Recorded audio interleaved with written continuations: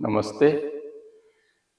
7 चक्र शरीर में इनका क्या महत्व है, कैसे ये अगर आपकी कुंडली जागृत हो गई, सातों चक्र अगर एक्टिव हैं, तो मनुष्य किस प्रकार से अपनी प्रोग्रेस करता है, साथ में वो स्वस्थ रहता है और अथाह धन भी कमाता है और अपने इनबोर्न क्वालिटी को पूर्ण रूप से सदुपयोग करके और जीवन को सफल बनाता है। आइए इन 7 चक्रों के ऊपर हम आज बात करते हैं।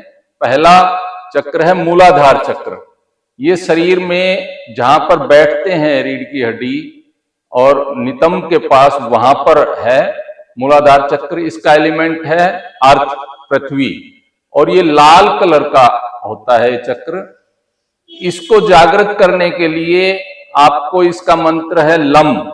वो सुबह और शाम अगर आप 7-7 मिनट के लिए सोते समय और सुबह उठते ही अगर करते हैं तो चक्र जागृत हो जाता है। और वास्तु शास्त्र में, वास्तु के अनुसार आपके घर में अगर साउथ वेस्ट दिशा आपकी दोष रहित है, वहां पर आपने बैलेंस है और एंटी कलर नहीं है, वहां का एंटी कलर है काला और ब्लू और साथ में ग्रीन, ये कलर वहां ना आए तो नेचुरल वे में ही आपका मूलाधार चक्र जागृत रहता है।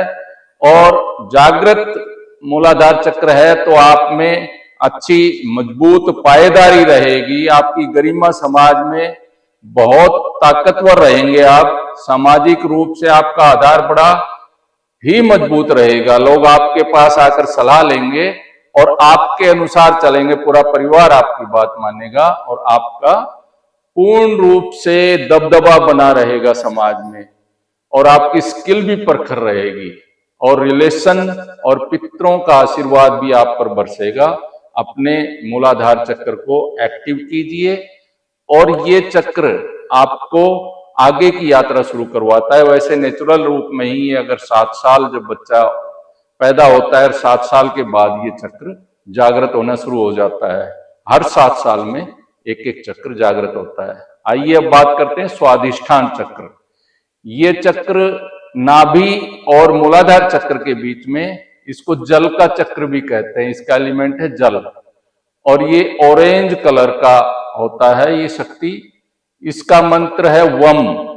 इसको भी अगर आप जागृत करना चाहते हैं तो सुबह और शाम सोते समय और उठते समय वम मंत्र का लगातार अगर आप जाप करते हैं 7-7 मिनट तो ये जागृत हो जाता है। और आपके घर में वास्तु अनुसार अगर देखें तो नॉर्थ ईस्ट दिशा, जिसको देवकोण भी कहते हैं, वो इस चक्र को जागृत करने में विशेष सहयोग करती है। वो दिशा, इस दिशा में एंटी कलर, जैसे कोई यहाँ पर पीला या फिर यहाँ पर व्हाइट कलर ना हो, ग्रे कलर ना हो, यहाँ पर आपका कोई स्टोर ना हो, किचन ना हो, ये फिर ऑटोमेटिकली आपको क्लैरिटी देता है और ये चक्र जागृत हो जाता है।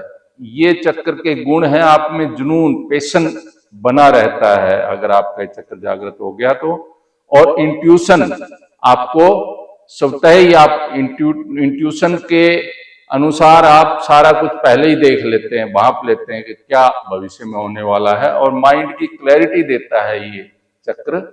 साथ में रिप्रोडक्शन यानी वंशवृद्धि, रिप्रोडक्शन भी आपके अंदर ये क्वालिटी देता है और पावर भी देता है। साथियों, अब बात करेंगे हम मणिपुर चक्र की।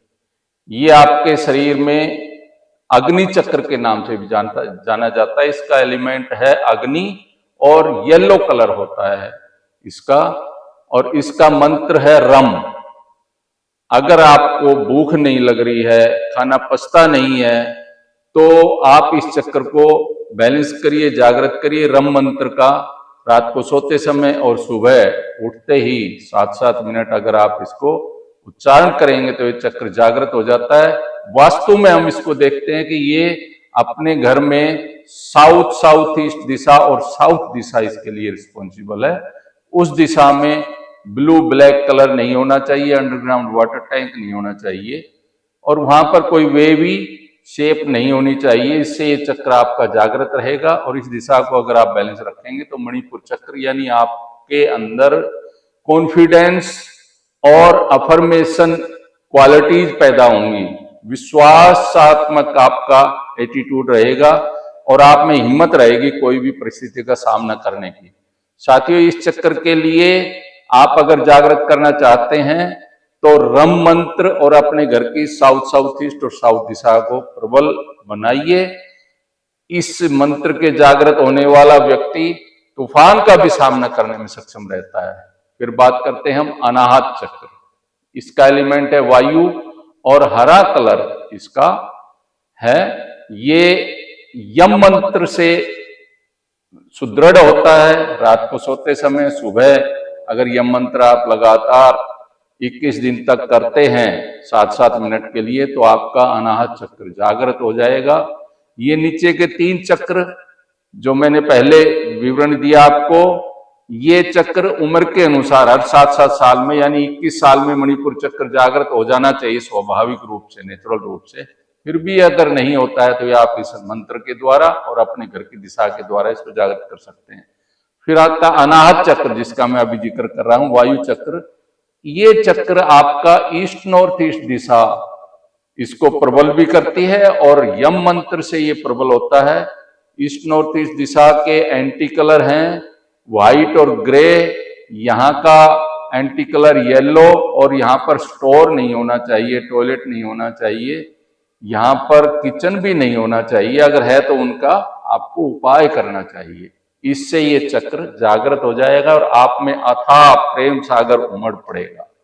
साथ में आप दयालु स्वभाव के रहेंगे, हर व्यक्ति आपसे जुड़ना चाहेगा, आप आनंद में रहेंगे, आप मनोरंजन का स्वभाव लिए हर व्यक्ति आपको प्रशंसा करेगा, करुणा का भाव होगा आपके अंदर और सामंजस्य बैठाने में आप एकदम कारगर साबित रहेंगे। इसलिए समाज के लोग आपसे जुड़ना चाहेंगे, आपका कदर करेंगे।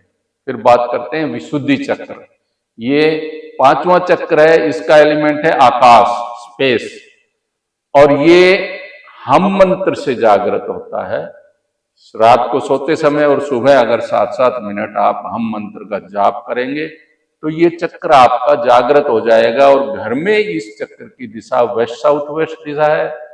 साथियों, वहां पर आपको ग्रीन कलर और वहां आपको रेड कलर कभी भी दीवारों पे नहीं करना चाहिए। चादर वगैरह, पर्दे वगैरह इस कलर के ना हो।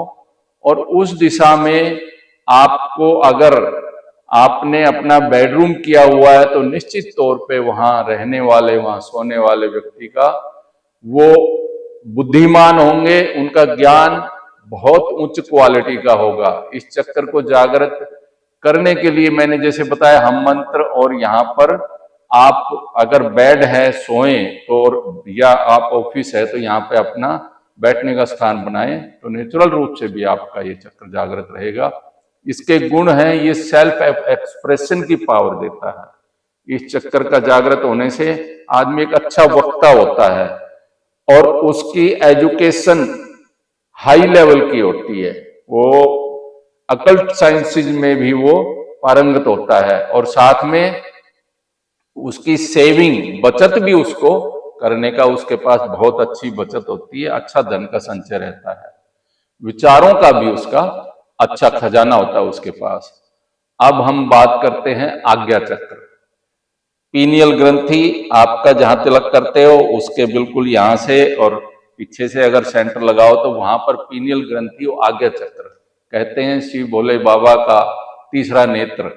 ये तीसरा नेत्र आप सभी में है, इसको हम आज्ञा चक्र भी कहते हैं। ये इसका एलिमेंट पूरा होल बॉडी है और इसका कलर इंडिगो कलर, गहरा नीला रंग इसका कलर है। और इसको मंत्र है ओम। ओम की ध्वनि का गुंजन अगर रात को सोते समय और सुबह उठते समय अगर आप लगातार करते हैं 7 मिनट तक, तो ये चक्र धीरे धीरे जागृत हो जाता है। और ये वास्तु में इसका ब्रह्म स्थान, या पूरा आप पूरा घर ही कह सकते हो, लेकिन सेंटर इसका ब्रह्म स्थान मेन इसका पार्ट है। साथियों, जिसका आज्ञा चक्र एक्टिव होगा उसमें इंसाइट होगी, वो विजुअलाइज कर पाएगा पहले ही वो जो विचारों के साथ उसको आराम से वो देख भी सकता है, और उसमें मानसिक एबिलिटी अथाह होती है, और वो अपने एक्सप्रेशन को प्रकट करने में भी माहिर होता है। इस प्रकार से आज्ञा चक्र का एक विशेष रोल होता है हर व्यक्ति के लिए। फिर सहस्त्रार चक्र है।